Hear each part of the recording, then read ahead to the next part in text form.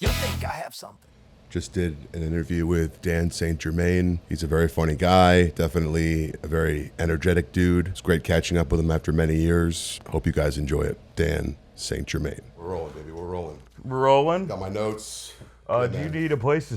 Do you want to sit on the couch or do you want to sit on... Yeah, I can sit, whatever you want, man. Whatever you want, man. We have seltzers, too, if you need anything. Thank you, Or a man. Pelligrino. Yeah, I may get one, man. Thank you. I just met your wife outside. Oh, nice. Yeah. Yeah, she's going to her mother-in-law, or my mother-in-law's her mother. Today, what is today? Friday. Today's Friday, yeah. So, I had work to do today, but I'm kind of not feeling fucking doing anything. Yeah, that's me every day. I'm so burnt out, man. I'm very burnt out. You take medication for anything?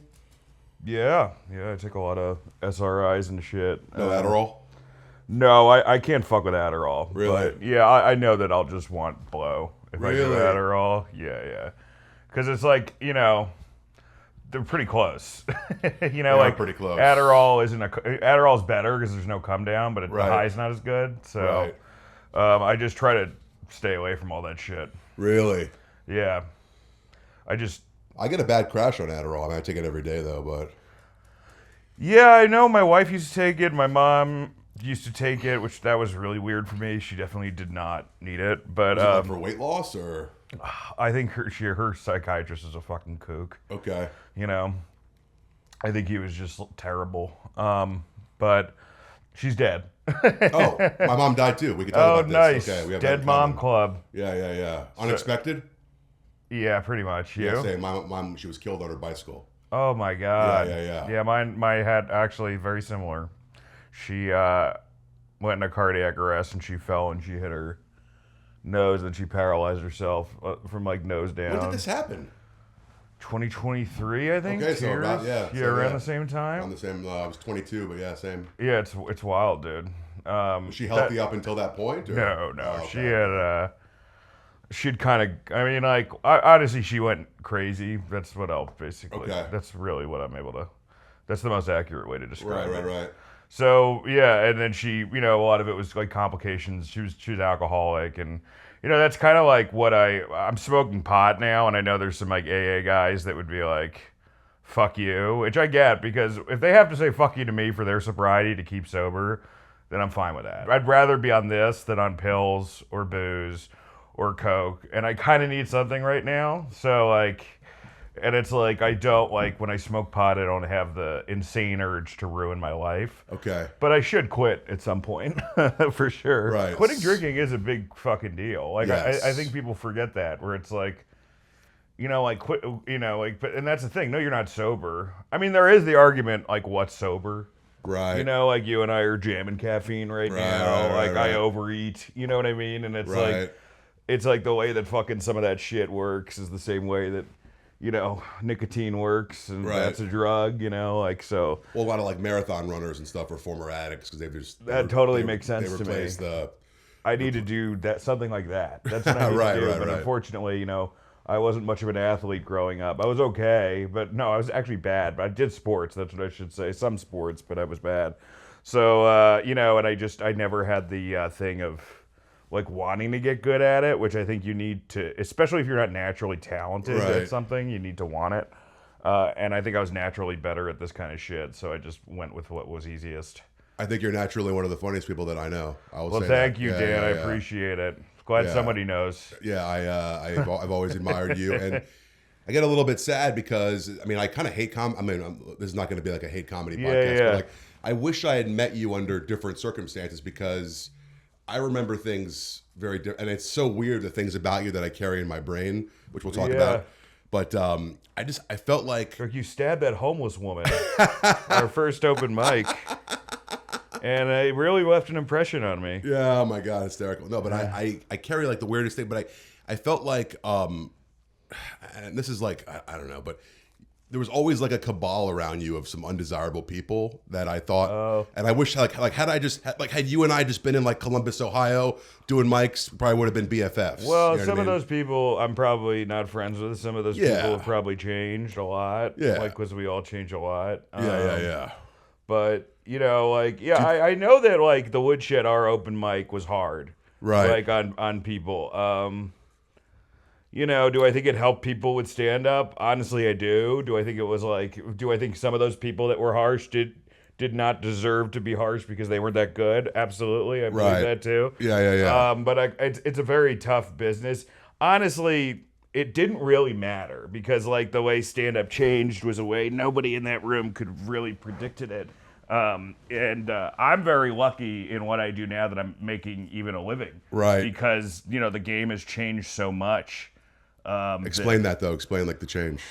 Well, you know, it's, you know, I mean, the internet, I mean, that's the biggest thing. You know, like, I came up from a system where it was, you know, you kind of did your first late night set, which I did, then you did a half-hour special on Comedy Central, and did, and then you did an hour on Comedy Central. By the time I got to that, there was no Comedy Central, you know, so, you know, but it's been a big time for stand-up. I do think that you know, I think stand-up's the only comedy field that hasn't completely cratered. Right.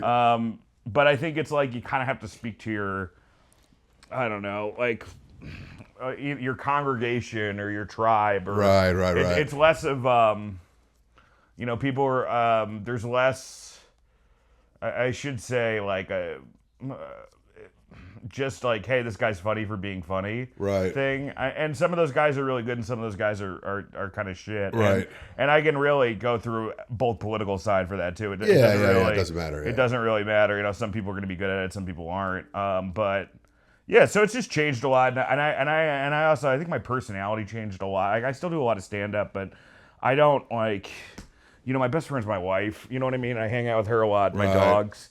So, like, I have my friends in comedy. Like, some of my friends are the same people. Okay. For sure. But some aren't. And that's just, I think, getting older. Yeah. But I really kind of, like, immerse myself in more of the writing of it. Like, okay. Like, about, I guess, really, once I started, I was kind of doing the stand-up development deal, and then about 10 years ago, like 2015, 2016, I started staffing, and even before that I was developing, and then I started developing after that. So yeah, I kind of changed a little bit. I didn't really jump into the social media game as much. And now, you know, now I am in it, but I kind of got in at the wrong time. But yeah, so the business has changed a lot. And it's not, I don't know if I really would have done it if, you know, if it was like this now. I really don't think I would do it. Well, I mean, to kind of hopefully you don't think I'm paraphrasing what you're saying, but I think what I'm feeling, what you said is, it seems like there just lacks to be any kind of clear path anymore. Is how it feels to me anyway. Yeah, well, or the path is you also have to be really good at advertising and business. Right.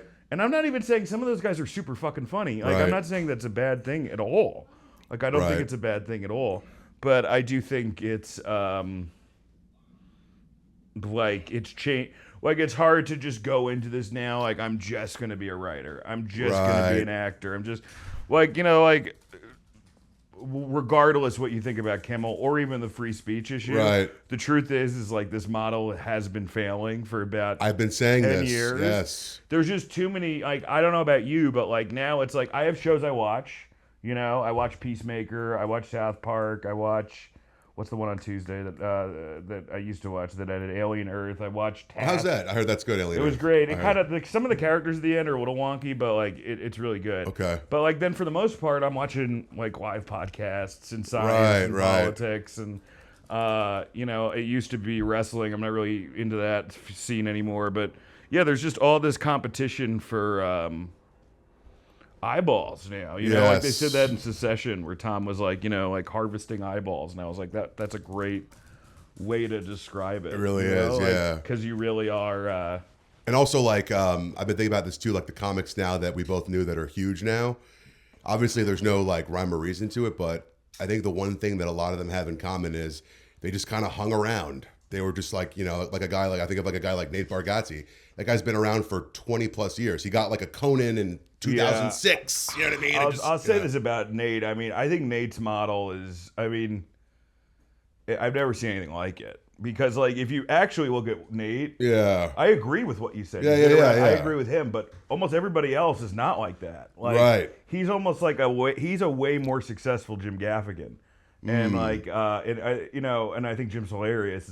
But it's just money wise. He understood that there were some people that wanted to be clean. There's some people that didn't want to watch politics, and he fucking went that way. And anyone who's clean and legitimately funny, and that's so hard. Right. So I'm not those two things. Yeah. Like you're gonna have a fucking awesome career. I mean, I feel the way about Maniscalco too. I feel that way about him too. Southeast Asian comics, I would say too. Yeah. Like there's not enough like voices for them. Right. There's plenty of fucking WASP comics. There's plenty of Jewish comics. Right. There's plenty of black comics. There's plenty of LGBT comics. But it's like, so if I was like a funny Southeastern guy, I would go into it. Probably, or if I would I knew I could just do clean comedy and like crush it. Yeah, then I would do it. But speaking about the career stuff, so just because today's about you, so we got to make sure. I just talked about. I just would provide the most boring first 15 minutes of a podcast. It's all right, man. I expect nothing less out of you. So, but it's interesting how when moments that you're like a part of in a way. So I remember. I mean, you obviously remember this. This happened to you. The world of Jenks. Oh my God! And I remember that was my first thing. That was your first thing, and I remember I was watching it. I remember, and I felt like there was a palpable buzz in the air about Dan St. Germain, about this guy is the real deal, and now that was kind of like a validation. It felt like, and obviously, like I've never been super close with you, but it was kind of cool to see, like, oh man, it's like I know this guy a little bit. Like he gave me a fist bump at a mic, and now this guy's like on fucking. Cable TV, and he's got, and that was a great episode, by the way. I mean, I haven't watched it in years. I appreciate it. I think it's just you, me, and Andrew's parents who still know who Andrew Jenks is. Like, I think at this point, I with a fledgling amount of people that follow me, maybe more know than Andrew Jenks. Oh, it's hysterical. That was fun. It was the funniest thing about that is they made Kate Berlant like Mitzi Shore in that. Oh yeah, I remember that. They made her like a booker in back a cake shop, like. Pacing back and forth because I bombed a cake shop. Yes. And they made it really this dramatic thing, not knowing like at the time most people bombed a cake shop. It was like a really hard play. Yeah. But they had to amp it up for, and they did. And one thing I think they did get right is they kind of said, he said to me like, all the other people, have something else, and you only have comedy. Right. And now I'm lucky in that, like, I don't, I have a wife and dogs, and I think I have, I'm close with some friends and family. But so I do feel like I've built a life. That's like the biggest success from that. Like I'm not. There's some guys that are just, I lived in Los Angeles for 4 years. If you thought like the New York open mic scene was depressing, it ain't got nothing on the Los I've heard Angeles. that. Oh God. Like open mic scene. Luckily at that point when I moved, I was kind of past that, but like it was still like it was a way different level of desperation. So yeah, I think I've done the most credits for not being famous at all. Oh, that's funny. But to put it in perspective, though, how many people would give their left nut for half of what you got? Yeah, well, there's a lot of stupid people out there.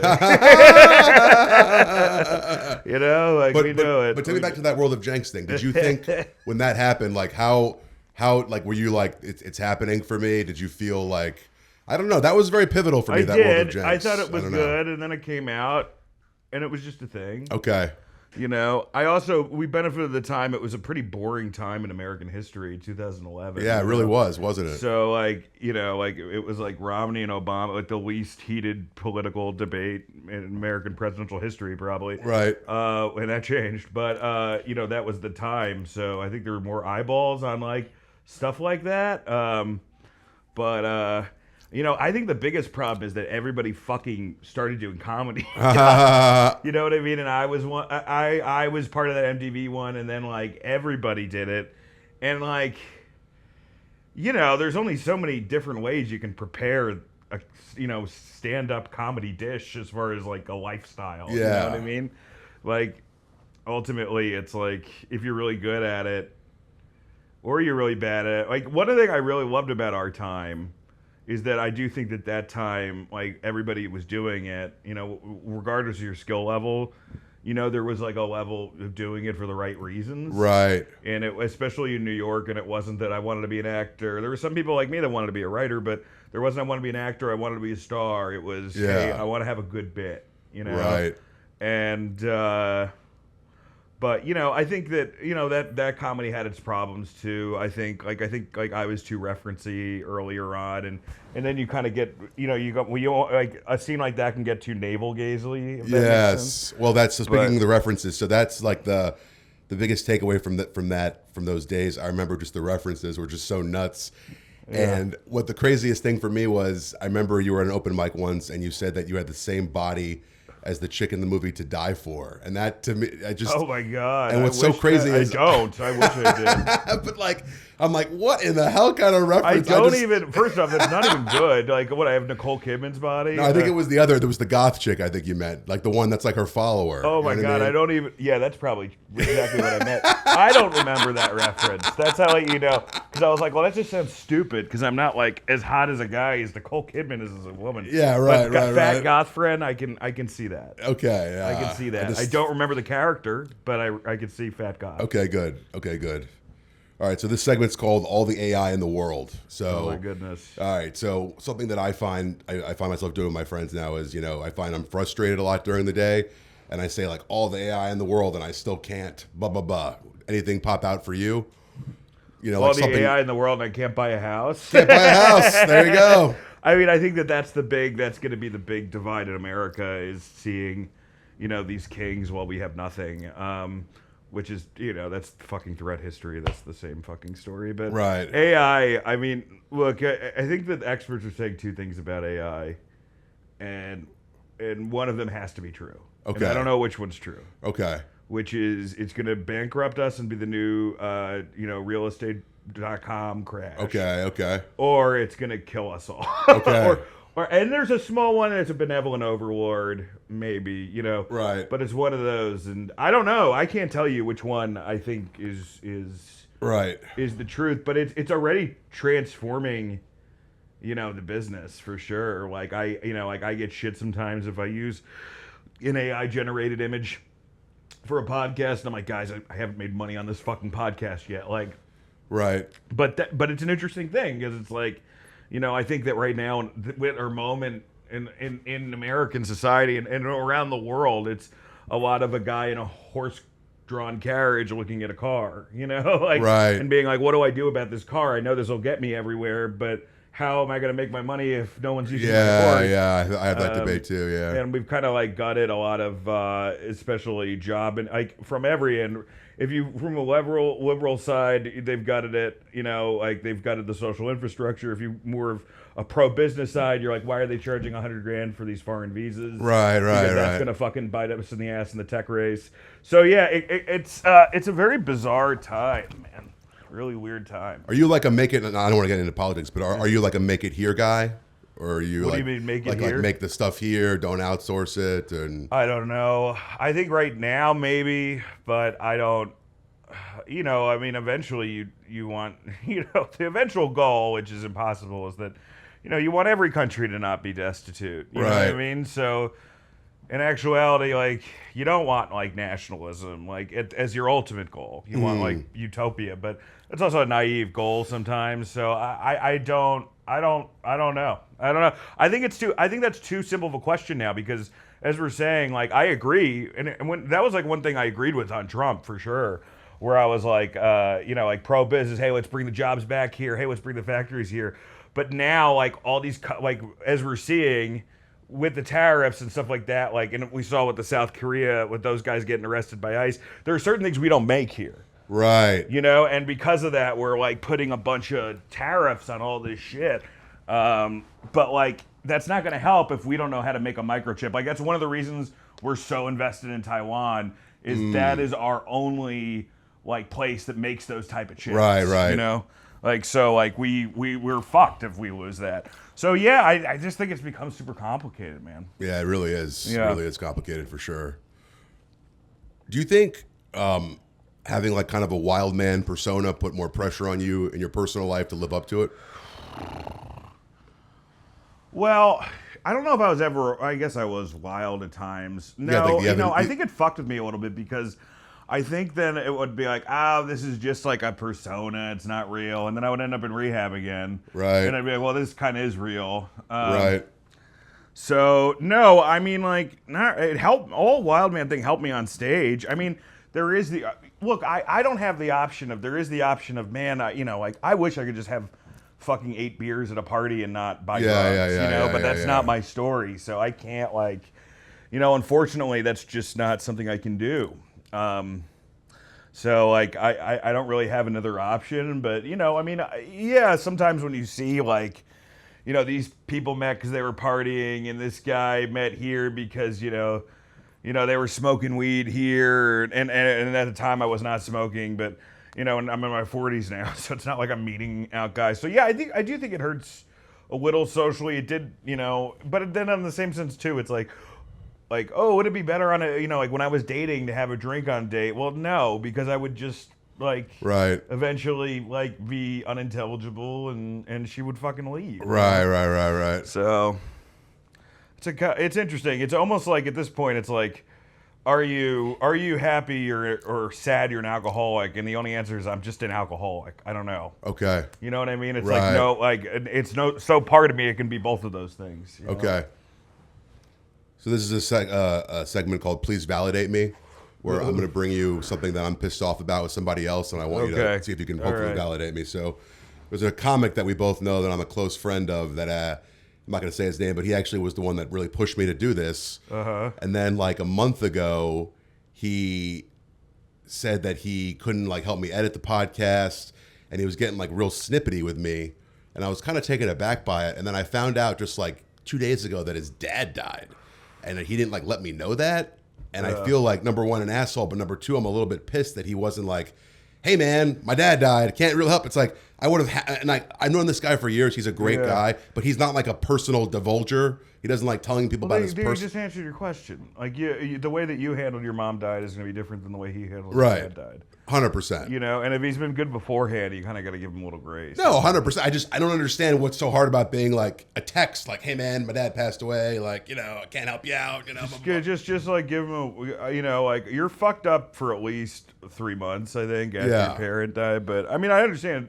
I empathize you're frustrated, but it's also, when somebody's in that space, they think everything's a threat, and their whole world is different. Okay, so. yeah, he's a great guy. He's one of my close friends. I was hoping that you could validate me. Sorry. Well, I mean, I did validate you. I said I understand the frustration. You understand the frustration, yeah. Look, exactly. I've been in situations where I've been in the same situation, but in I've worked with people who've had mental breakdowns. I've had that.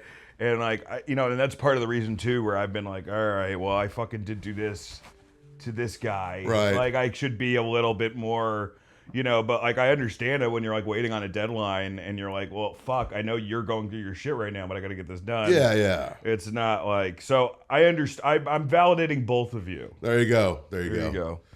Did you ever cry randomly since your mom died? Yeah. Yeah. Can I hear the most random one? Something random. That just out of nowhere just hits you. This just happened to me, so I can.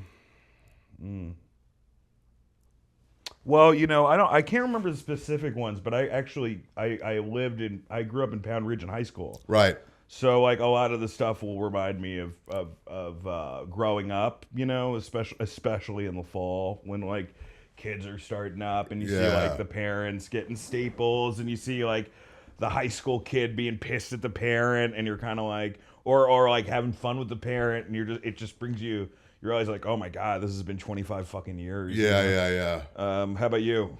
Well, yeah, on Tuesday, so there was a comic that I started with in Miami, this guy G-Man that you may or may not know, but I've known G-Men before, but I don't know if that's that G-Man. Yeah, whatever. Miami's got a lot of G-Men, but a lot of Stevie D's too in Miami. There's 4 comics named Stevie D. I don't know why, but this guy G-Man, he, I used to do a lot of shows with him. He's a great guy, and he had a pretty insane act. He does an Andy Kaufman type act. Yeah.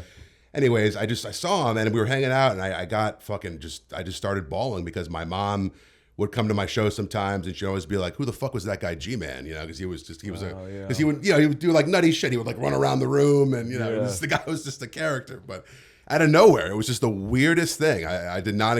I never would have put those two people together. You know. I mean, that makes total sense to me. That was not my story because my mom always hated my stand-up.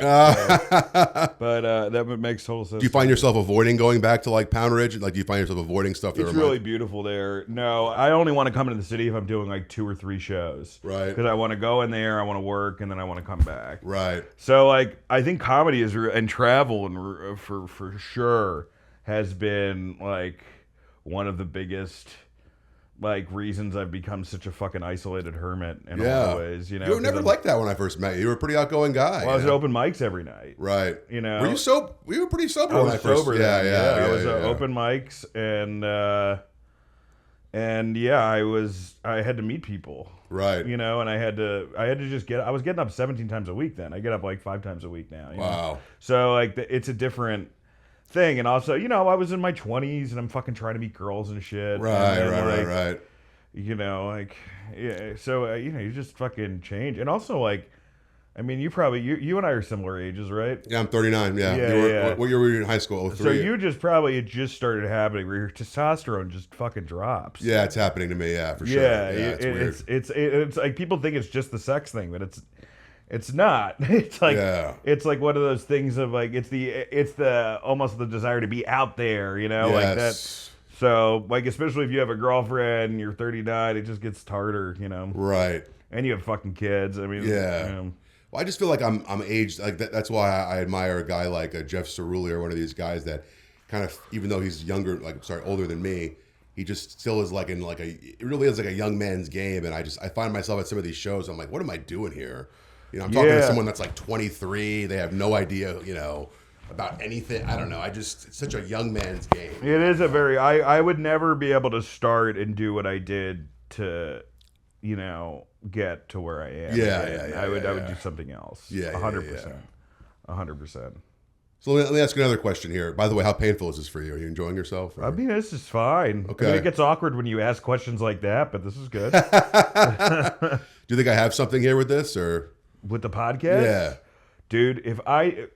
How many fucking podcasts do I have on my resume with no listeners? I am the last fucking person to ask about that. I can tell you how to write and be a decent stand-up. I can't tell you shit about podcasts. I'm saying if you're enjoying it, that's all I care about. I'm enjoying it. Okay, then that's all I care about. But no, but I'm also a narcissist to some degree who likes talking about myself. There you go. You know, maybe I'm not the good listener. Because, you know, Dan Goodman, I think I told you, shit on me for 15 years, and he encouraged me to do this. He thinks I have something. Dan's a nice guy. Great guy. Yeah. He was very nice. He let me into his apartment like this. We sat, we chatted for over an hour. It was some funny jokes. Hilarious. He had one something about like depressed people with Down syndrome. It was really funny. Yeah, I loved his movie scenarios where he was like the fake movies, like, you know, Clan Dunk about the Klansmen. Oh yeah, I remember that Clan Dunk. The racist hat from like the detective with the racist hat from like the 1940s. Yeah. I remember that. He had some hysterical ones. He's a funny guy.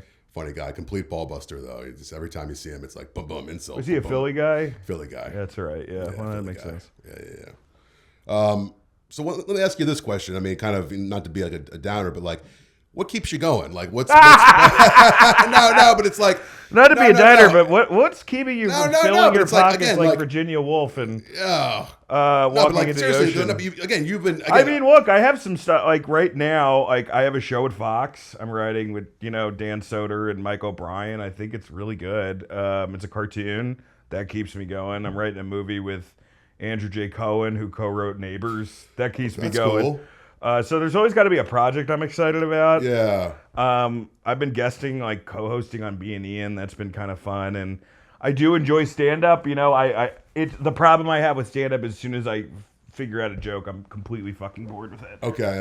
But, and I mean, the thing that keeps you going is I really don't have any other skills, so like I have to make this work. Because there's not like, I'm not going to... I don't want to have to go back to school for fucking nursing. And take on a bunch of debt. Yeah.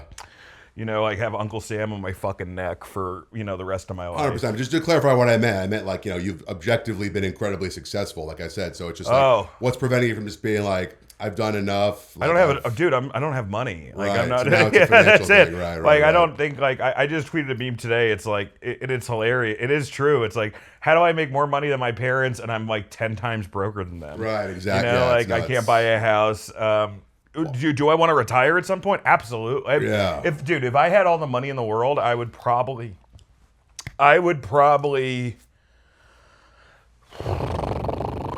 go back to school for history and write it like a Substack. Like that would be my Right. That's where I'm at, you know, Okay, and then okay. help my wife with like a fucking animal rescue. That would be my Okay. wife. Okay.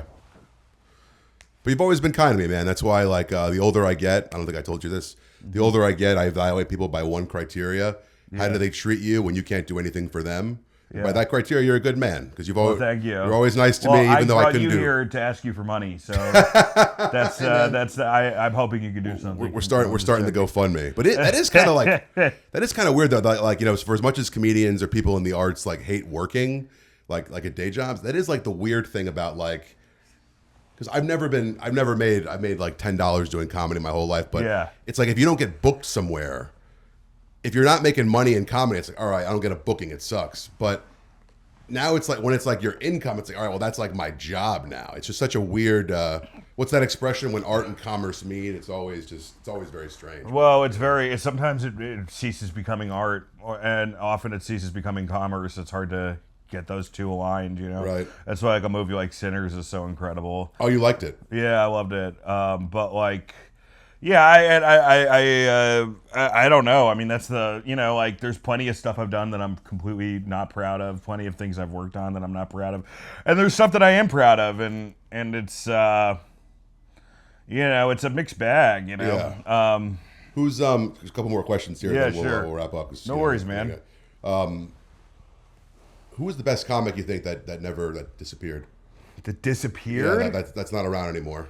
I'll give you mine after you give me yours. Okay, well, give me yours. Maybe it'll jog my I was a huge Ray Combs guy. I thought he was I thought he hysterical. was super funny. Yeah. I thought he was dark. I thought he was just a complete nut job. I still quote his joke where he was talking about his dad killing himself, and he closet? said, "That's where you hang shit." That's where you hang stuff. Yeah. Yeah, I think you know, I think Ray could be a little self-destructive. That's Yeah. the problem. You know, he was super funny. He had a ton of talent. You know, it's funny. When I started out, I was like, there was a guy who's funny. It was like Andrew Dickerson, who I was like, oh, this guy's funny. You probably don't remember him. I think he was actually before you. Okay. And he had really good jokes. And I was like, oh, if this guy keeps going, he's going to become like a writer at some point. Yeah. He just dropped out and he did something else. Okay, You know, like, right. There was another girl, a redheaded girl, who was funny. She dropped out to become a nurse. So you do see it. I will say I haven't seen a lot of fantastic people drop out, or a lot of great people, but I have seen good people drop out. Okay. You know, and they could have become great. I don't know. I thought Ray Combs was great. I mean, I just have such memories of him. I thought he was great, but like most of the stuff was great. Was like chaos. I don't remember a couple jokes. Like so, like I think that he could have. You know, that's always that. There's another guy too that I thought was really good. It was more. Oh, Joe Fury, I thought was funny. Joe Fury. Do you remember that guy? He would have some. I mean, you know, like, and then there's other guys I probably could mention, but I think they're still kind of working, so it's like too much of a nag, you know. But yeah, I think that it's all over the place, man. You know, like, but. You know, for a long time there, I really, you know, I'm, and I say this, and I'm very lucky. I'm working.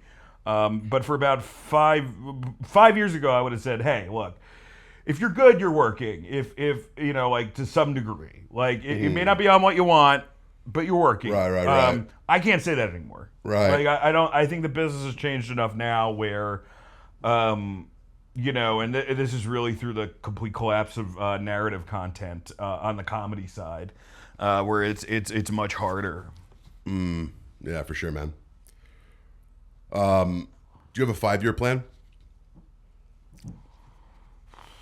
I don't know if the world does. I mean, like, look, man. I mean, my big plan. I want to have a house. I want to buy a house upstate. I want to do one last great special. I want this one to be it, and if it doesn't pop, I want to be done. Right.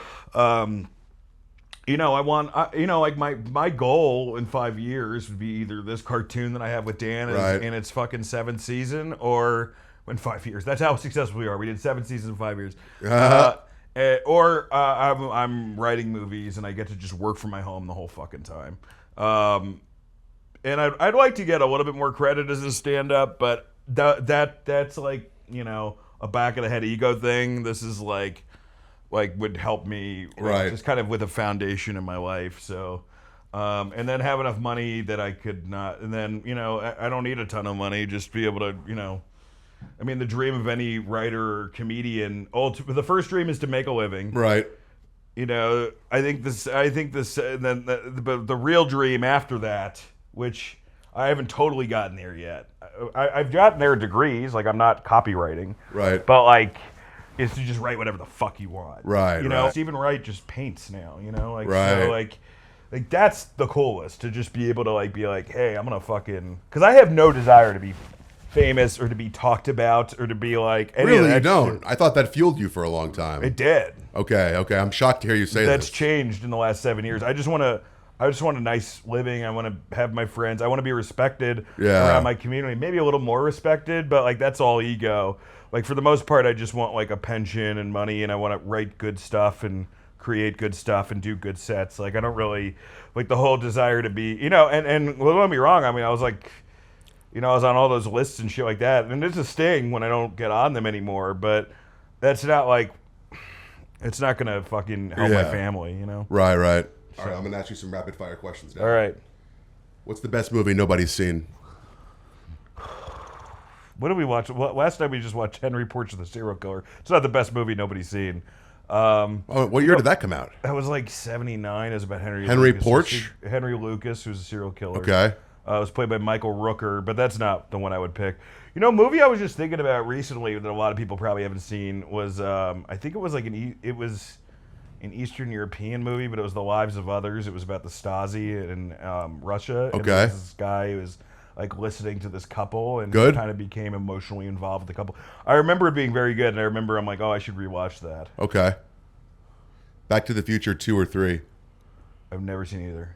What? I know. I've only seen bits and pieces of 2. I've seen the first one. Okay, wow. I'm shocked. I know. I hear 2's the best one out of the 3, though. That's my favorite, but yeah, that's what I I hear ask this from question to everybody. And some people say 3, which shocks me. 3, I heard, is universally not the best one. I thought so too, but I mean, it's not bad. It's just not my favorite, you know? Yeah. Are you an atheist? No. What do you believe in? I used to say I was agnostic. I would say I'm Christian now. Really? But Any denomination or? No. I'm figuring that out. But, okay. I would say that I'm probably Christian now. Okay. Yeah, and it's but I don't know what that means, you know. So like we'll see what happens with that. Do you think you have to be unhappy to be funny?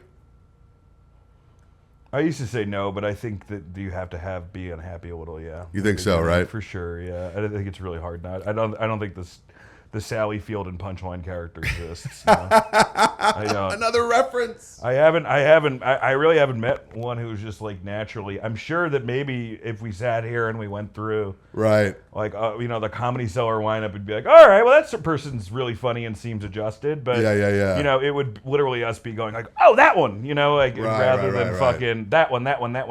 Yeah. So yeah, I don't think so. Because that's why, just to kind of go back in time here a little bit before we wrap up, my memory of New York City comedy in like 2009, 2010 especially was UCB was massive.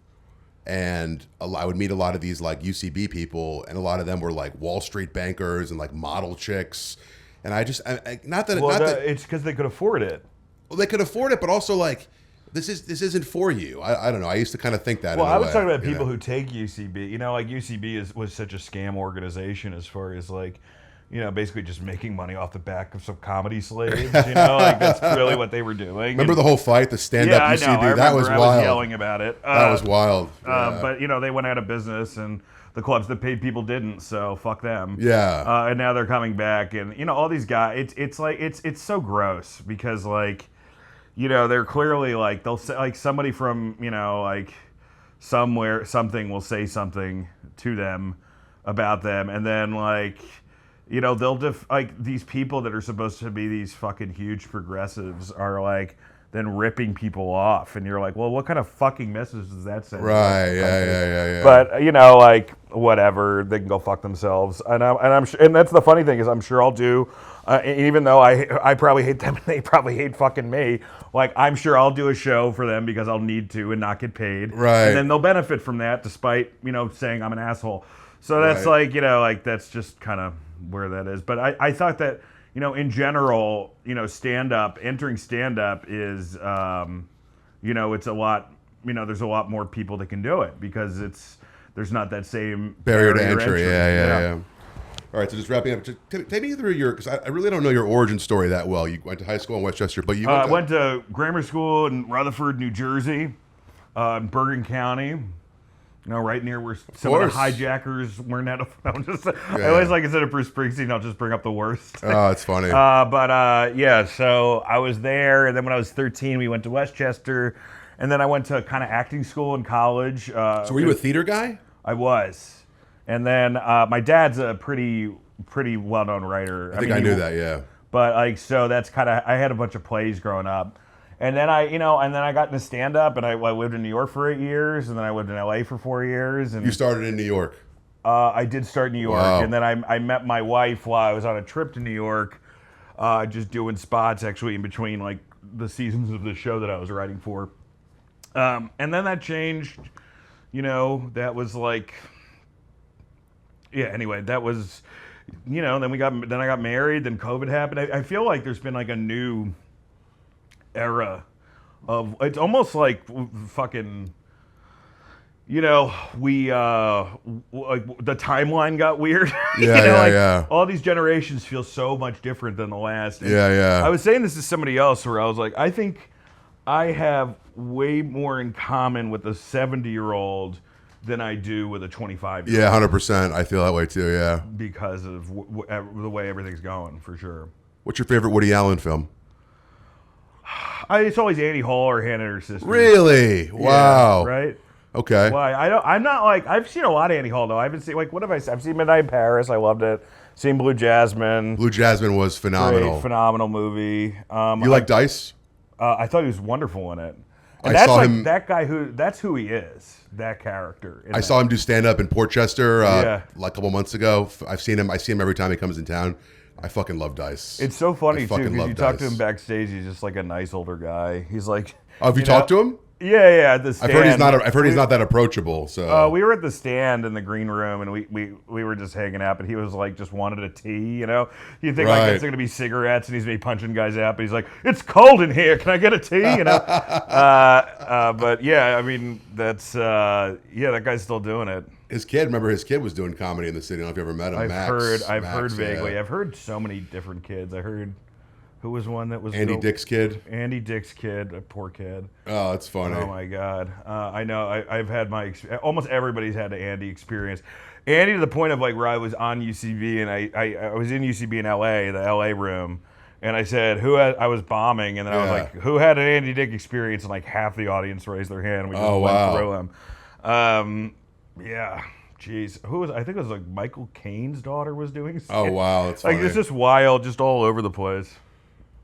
Did your father like push you into show business, or he didn't? I think so. Yeah. Oh, really? He says he didn't, but I think. Are you guys close?